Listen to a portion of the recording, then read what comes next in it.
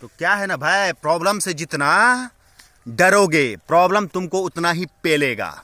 इसीलिए प्रॉब्लम को sort out करने के लिए उसका सामना करना सीखो, ठीक है। तो जब देखो तब हमेशा प्रॉब्लम के सामने सरेंडर कर जाते हो तो ऐसे तो काम होगा नहीं। चलते रहो भाई, चलते रहो, मुस्कुरा काहे रहे हो? समझ में नहीं आ रहा है क्या? तो ये जो देश है ना, इस देश में क्या है, नाटककारों का देश है ये। यहाँ पे लोग एक चेहरे पे 1000 चेहरे लगा के घूम रहे हैं।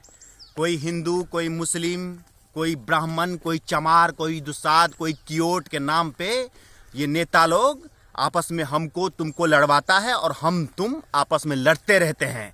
साले एक्चुअली में क्या है कि ये फ्री फंड में जो मिल जाए ना तो लूट मार हो जाती है, शोर शराबा हो जाता है। तो आजकल वही ट्रेंड चल रहा है। आरक्षण क्या है? आरक्षण एक स्कीम है। कभी रिटेल मॉल में, शॉपिंग मॉल में गए हो, वहाँ पे हर प्रोडक्ट के ऊपर एक स्कीम निकलता है, एक ऑफर निकलता है, एक डिस्काउंट निकलता है।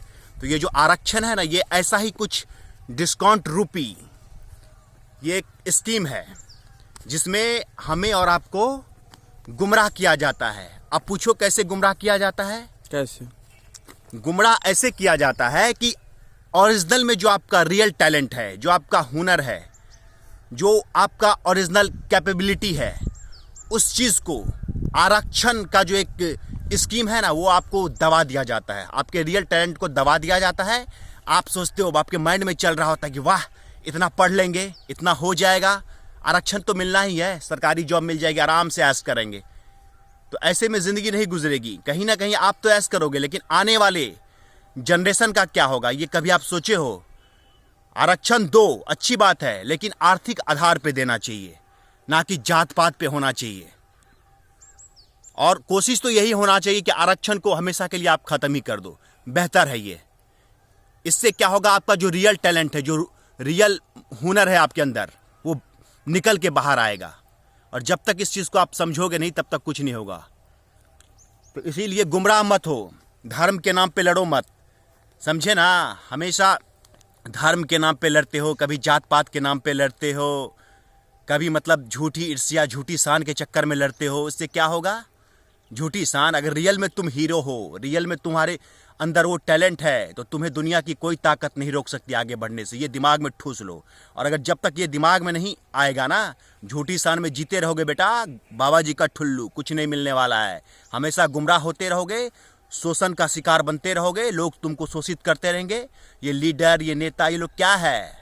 हमारे तुम्हारे जैसे चूतिया बेवकूफ़ पब्लिक को चूतिया बनाता है। और हम तुम भी चूतिया हैं, चूतियों की तरह चूतिया बनते रहेंगे, क्योंकि बहनचोद फ्री में खाने की आदत है।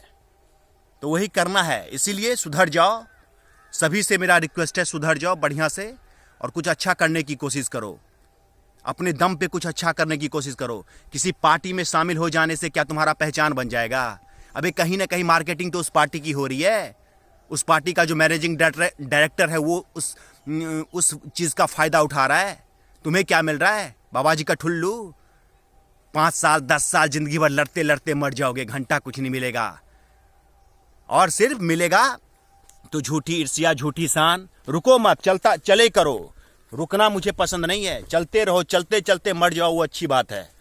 हिम्मत मत हारो जिंदगी में कभी। जुनून के साथ दौड़ो, हिम्मत के साथ दौड़ो, डेडिकेशन के साथ दौड़ो, लेकिन रुको मत। रास्ते में चलते समय हर किसी से अपनी मंजिल का पता मत पूछना, वरना लोग गुमराह कर देंगे।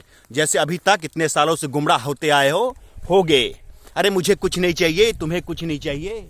अपने देश के लिए, अपने देश के बारे में सोचो, अपने समाज के बारे में सोचो, अपने परिवार के बारे में सोचो, और सबसे पहले अपने आप के बारे में सोचो कि तुम क्या हो और तुम क्या कर सकते हो। और जब तक ये तुम्हारे समझ में नहीं आएगा, हमेशा गुमराह होते रहोगे। चलो बाय बाय, मिलता हूँ। जय हिंद, जय भारत।